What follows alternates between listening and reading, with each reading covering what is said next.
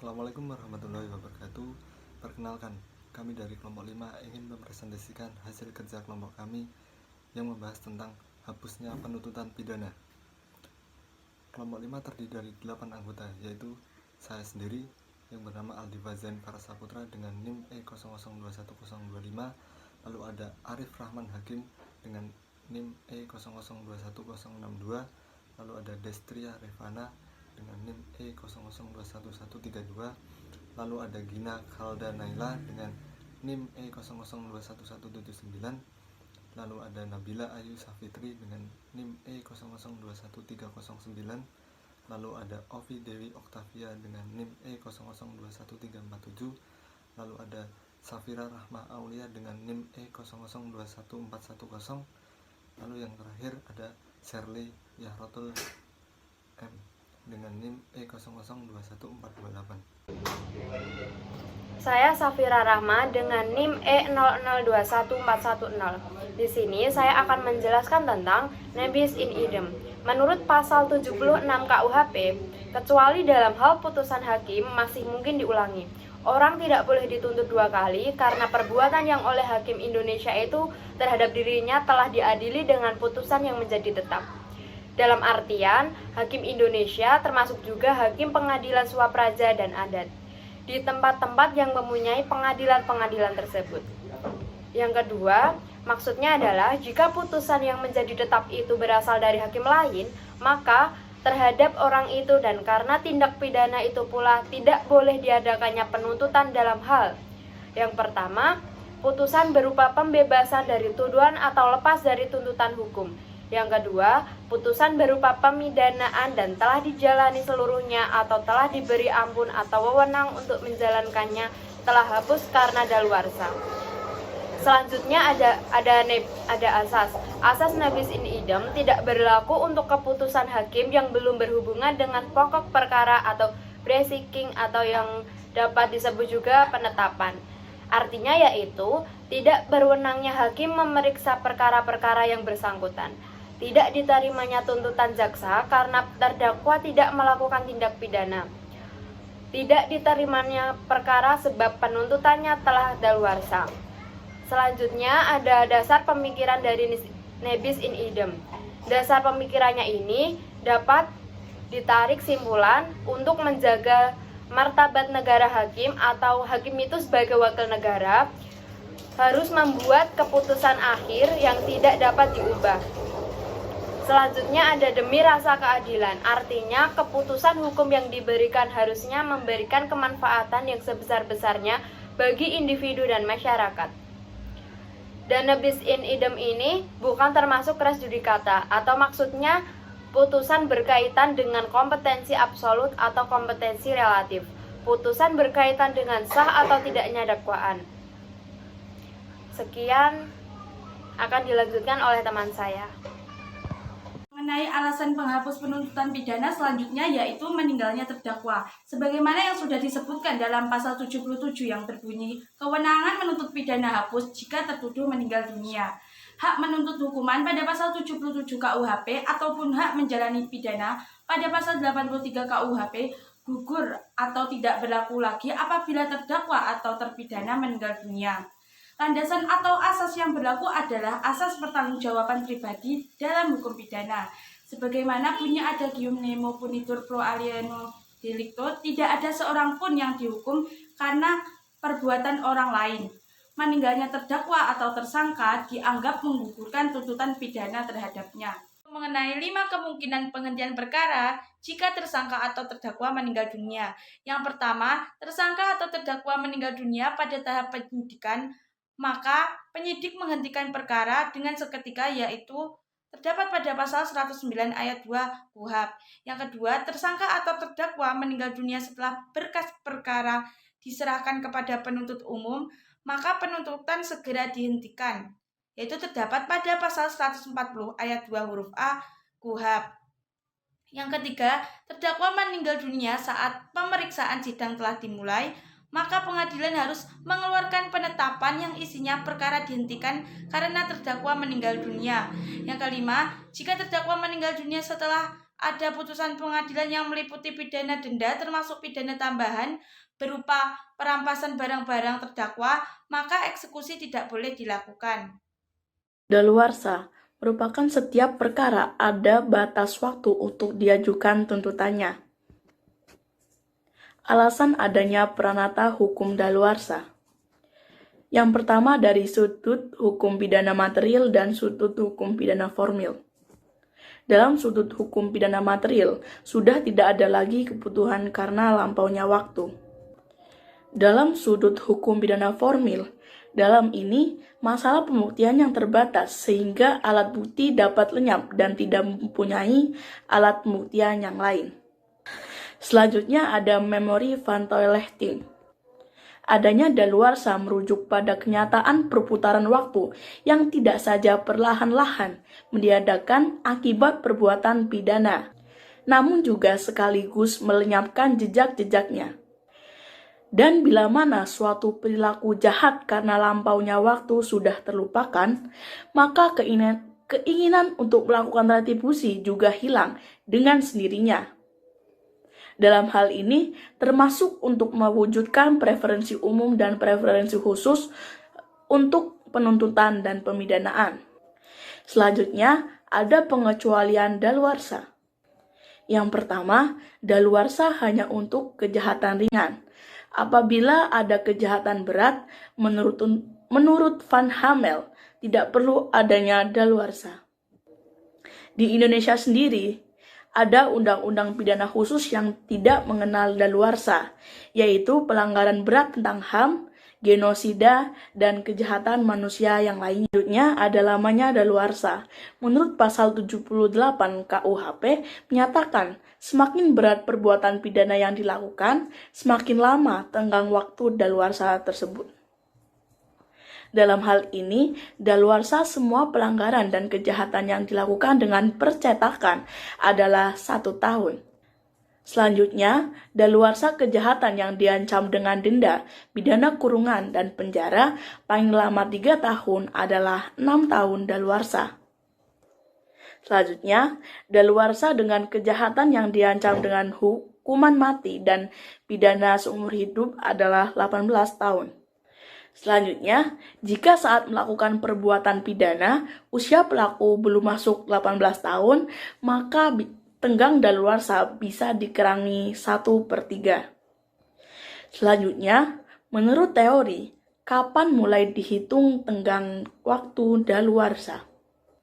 Yang pertama, dalam delik dirumuskan secara formal, tenggang waktu dihitung sejak semua unsur delik terpenuhi. Yang kedua, delik dirumuskan secara material. Tenggang waktu dihitung sejak akibat perbuatan itu terjadi. Yang ketiga, delik dengan syarat tambahan dihitung sejak ada tambahan yang terjadi. Dan yang terakhir, delik dengan bantuan atau melalui instrumen. Tenggang waktu setelah instrumen itu bekerja. Selanjutnya, menurut KUHP, kapan mulai dihitung tenggang waktu daluarsa? Yang pertama, pasal 79 KUHP menyatakan bahwa tenggang daluarsa mulai berlaku pada hari sesudah perbuatan dilakukan. Tenggang daluarsa dihitung sejak sehari setelah perbuatan pidana dilakukan.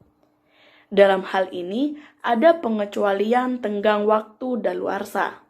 Yang pertama, mengenai pemalsuan atau perusakan uang, tenggang waktu dihitung sejak hari sesudah barang yang palsu atau mata uang yang dirusak dipergunakan.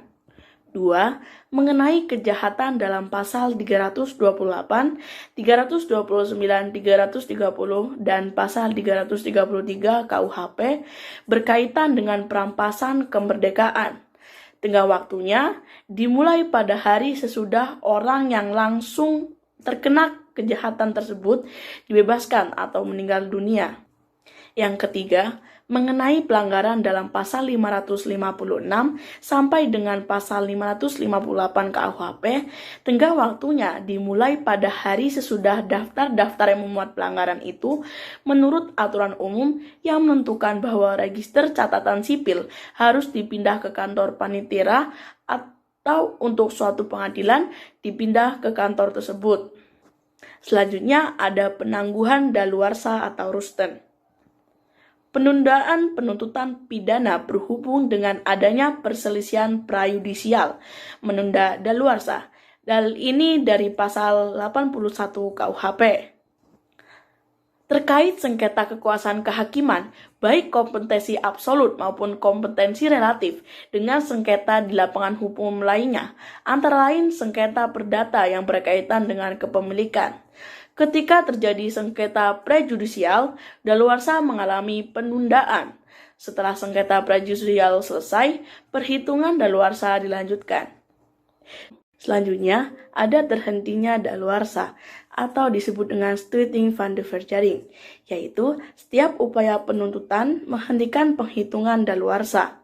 Pasal 80 KUHP, tiap tindakan penuntutan menghentikan daluarsa, asal tindakan itu diketahui oleh orang yang dituntut atau telah diberitahukan kepadanya menurut cara yang ditentukan dalam aturan-aturan umum.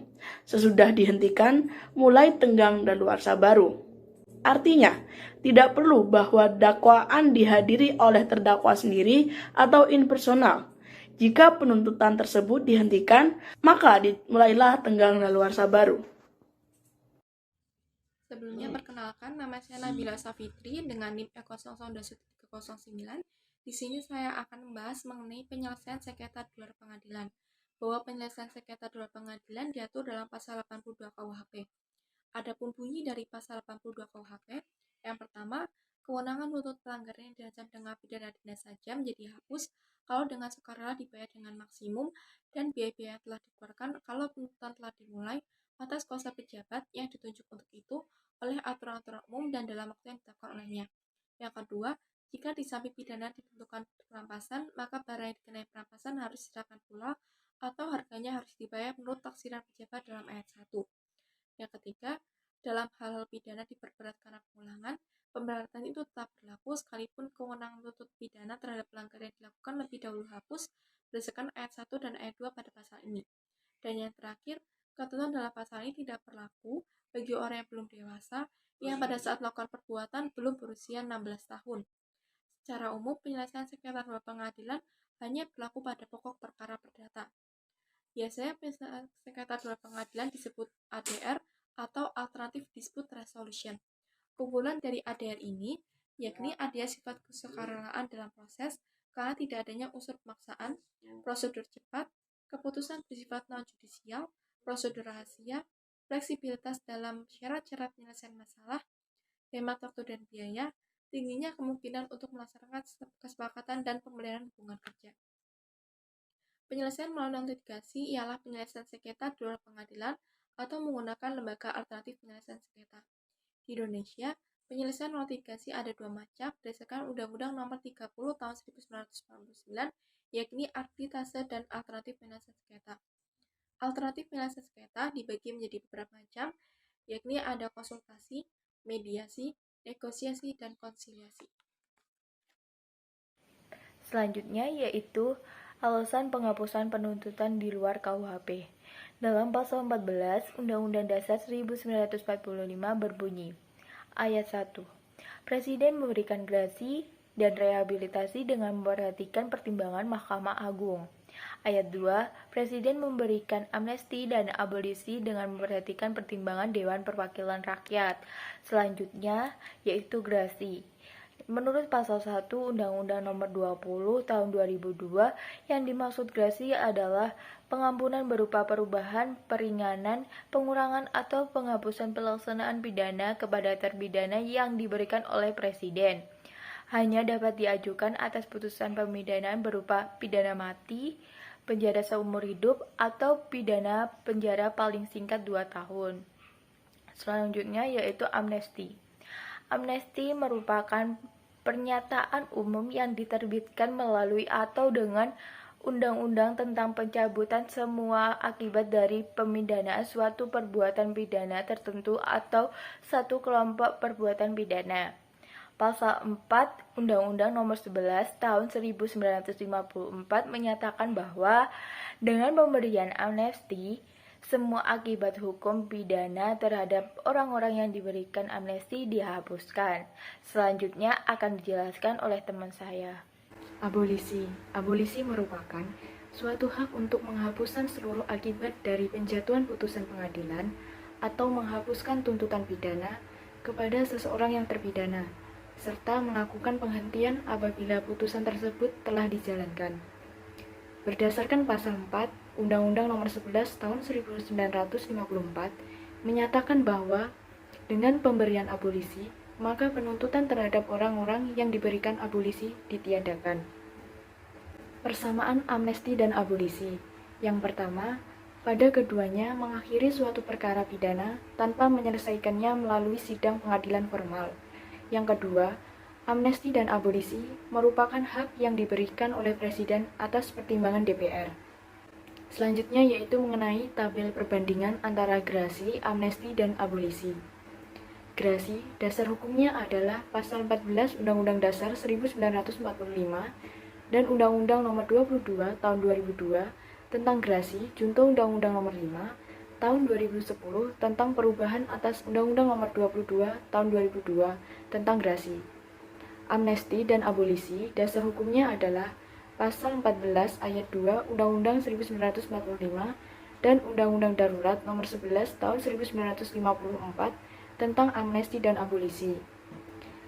Untuk bentuk kewenangan, gerasi, pemberian gerasi oleh Presiden dapat berupa peringanan atau perubahan jenis pidana, pengurangan jumlah pidana, atau penghapusan pelaksanaan pidana.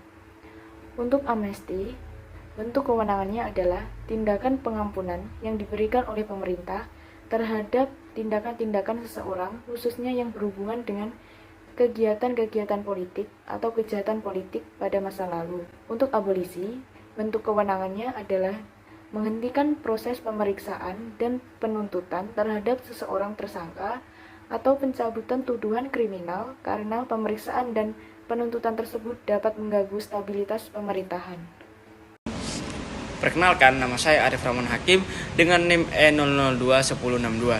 Di sini saya akan membahas salah satu contoh kasus, yaitu contoh kasusnya pelaku pemerkosaan terhadap anak dapat dipidana dengan pidana penjara paling singkat 5 tahun dan paling lama 15 tahun dan denda paling banyak 5 miliar, sehingga daluarsa penuntutan pidananya adalah sesudah 12 tahun. Berdasarkan perhitungan masa daluarsa atas kejadian tersebut, di mana korban pada waktu diperkosa berusia 6 tahun ditambahkan dengan masa daluarsa 12 tahun, maka 6 tahun ditambah 12 tahun menjadi 18 tahun. Jadi masa penuntutan hukum atas pelaku pemerkosaan terbatas hingga anak korban tersebut berusia 18 tahun. Jika anak telah mencapai usia 19 tahun, maka upaya penuntutan pidananya menjadi hapus atau tidak dapat dilakukan penuntutan. Sekian presentasi dari kelompok kami. Kurang lebihnya mohon maaf. Wassalamualaikum warahmatullahi wabarakatuh.